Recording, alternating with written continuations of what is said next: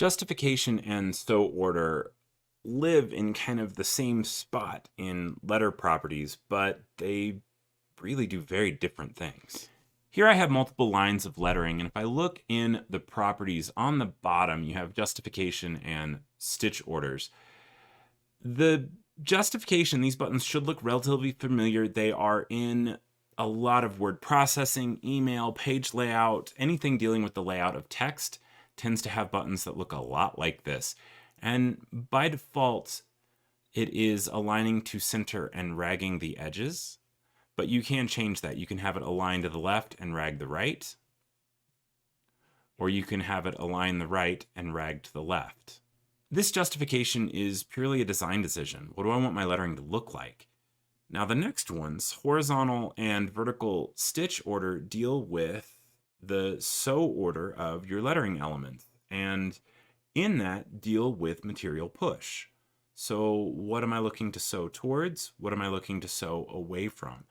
Do I want to sew away from an anchor point, something I've sewn before? Am I doing lettering beside a logo and the logo is already sewn? Then I want to sew away from that logo so that I push any ripple of material out to where it's not going to do any damage.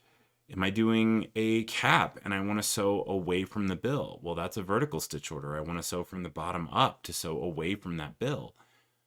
I also want to sew away from the center seam. So if I can choose center out, that will help with that as well.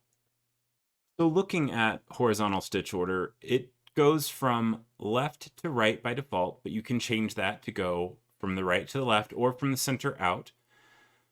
Center out would be one of those handy things for doing caps. If that was all I was doing on the cap was just this lettering, you could go from the center out.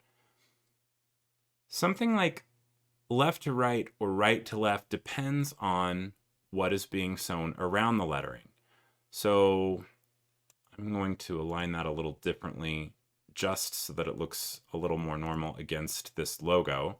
So if I was sewing text next to a logo, if the lettering's sewing first, it doesn't matter if it goes from left to right. It's all going to push material one direction. Nothing's there to lock it down. That's fine.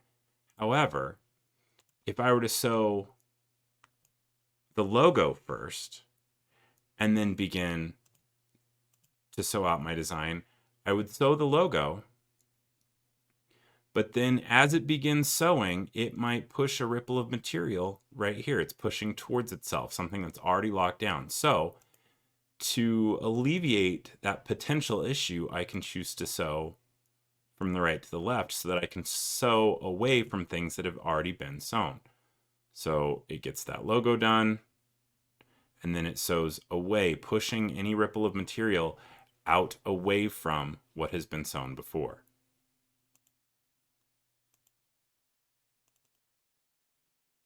Vertical stitch order, same kind of thing. It defaults to the top down. You can change it from the bottom up.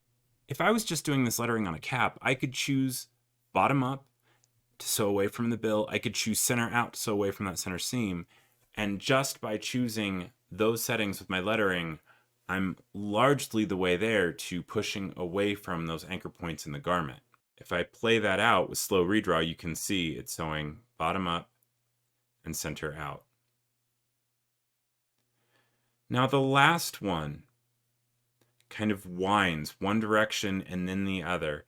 And to start off, I would change my horizontal stitch direction so that it's not sewing center out, because that will kind of trump everything else.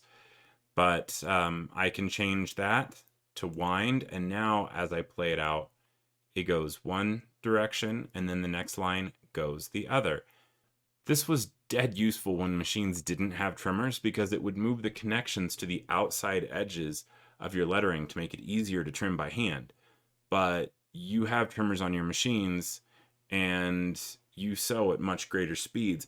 For me, it's a little bit more difficult to predict how the material is going to push when I'm pushing a different direction every line of text. So if I have something like this, I typically don't choose that last winding direction. I usually choose bottom up or top down, and I usually choose left, right, right to left, or center out, depending on what I'm sewing towards or away from. But with all of those options, you now have control over your so order for your lettering. And with justification, you can change how those multiple lines of text look.